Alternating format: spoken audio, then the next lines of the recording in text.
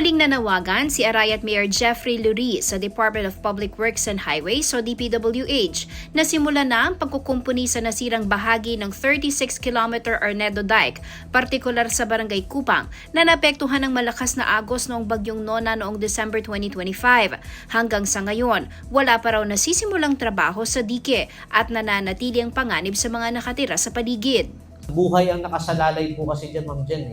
Pag yan, nagiba at nabitas ang dike sa Kupang, di ba mas malaking perwisyo at mga casualty na sana, wag naman sana. Ayon sa alkalde, hindi nawawala ang pangamba ng mga residente sa apektadong lugar, lalo na tuwing umuulan. Dagdag pa rito ang epekto ng climate change kung saan minsan mas maagang pagdating ng malalakas na bagyo, kaya't mahalagang masimula na ang proyekto bago pa dumating ang matinding ulan.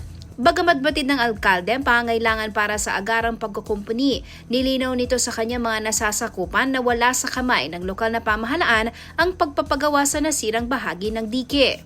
Hindi po hawak po ng lokal ang pagpapagawa po ng Barangay Kupang o yung Arnedo Dike po natin. Nawagan po rin kami at ginawa ko na po yung part dito sa munisipyo na ipasa po lahat ng compliance na requirements na kailangan po ng DPWH. So kami po nag-comply, nakipag-ugnayan po ako sa national agencies, sa Kapitolyo, no? So sa ating pong congresswoman, nag-humingi na rin po tayo ng suporta para mag-follow up po doon, no? Nasa 58 metro umano ang nasira sa dike sa Barangay Kupang, habang tinatayang aabot sa 500 pamilya ang posibleng maapektuhan kung hindi agad ito maayos bago magsimula ang tag-ulan.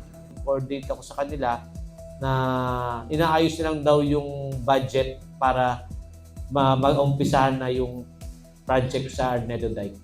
Sa kasalukuyan, patuloy ang monitoring sa mga bitak at may mga rerouting na ipinatutupad para sa mga motorista at residente. Ako si Jennifer Sanenga para sa Balitang Balita.